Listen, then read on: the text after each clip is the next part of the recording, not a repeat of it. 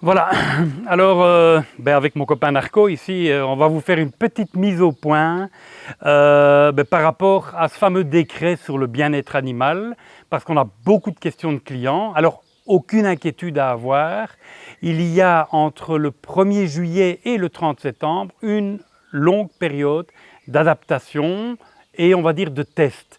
Donc ça veut dire quoi? Ça veut dire que si vous venez chez nous pour acheter un poisson, vous n'avez pas spécifiquement besoin aujourd'hui d'avoir ce fameux extrait du registre, donc un registre qui reprend les gens qui ont fait de la maltraitance animale. Ça veut dire quoi? Ça veut dire que d'emblée, tout le monde est en vert sur ce fichier. Il n'y a pour le moment que 40 personnes qui sont en rouge sur ce fichier. Donc, vous devez, a posteriori, pour le moment, en tout cas, vous aurez un certain temps après, pour pouvoir remettre ce document que vous aurez d'office à la commune sans aucun problème.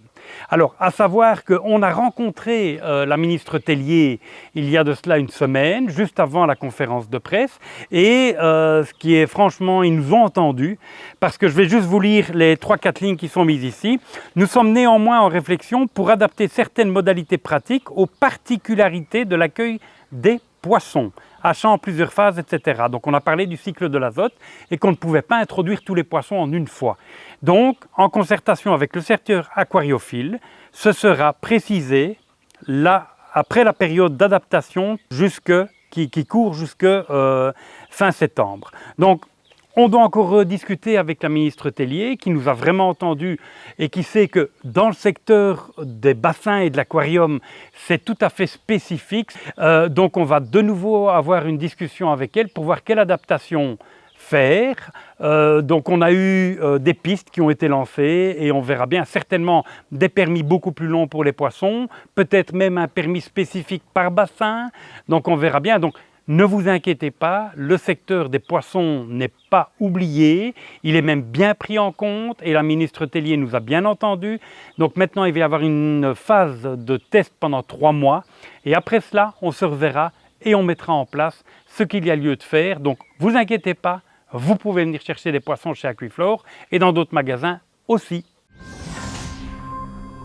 Alors, pourquoi, n'est-ce pas Narco? Oui?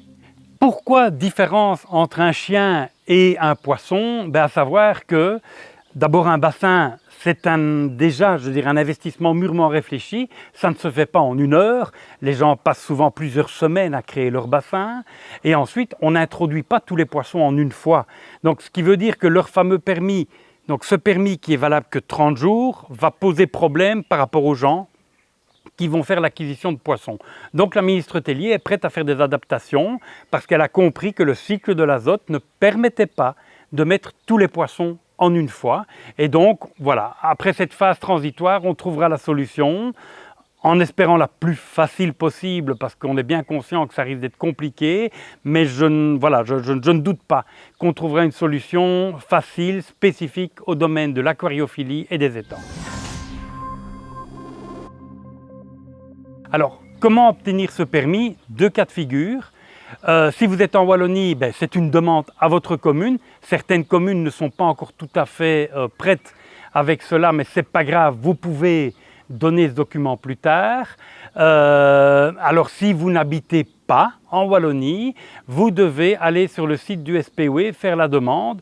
De nouveau, vous n'êtes pas wallon, vous êtes français, vous êtes flamand, vous aurez d'office l'autorisation, aucune crainte, même les wallons, hein, donc tout le monde aura d'office cette autorisation.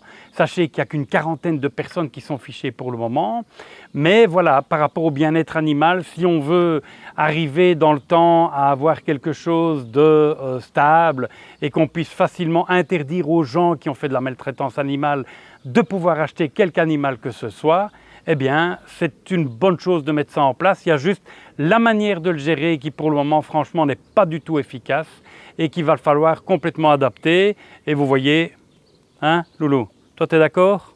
Oui, hein, voilà.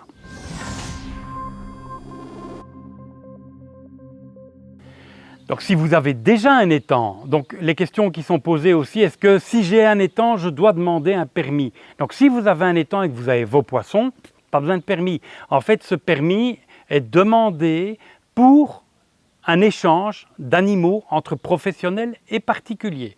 Donc ça veut dire quel que soit l'animal que vous allez acheter, que ce soit un chien, que ce soit un chat, que ce soit un poisson, vous allez avoir besoin de cet extrait du fichier central par rapport au bien-être animal.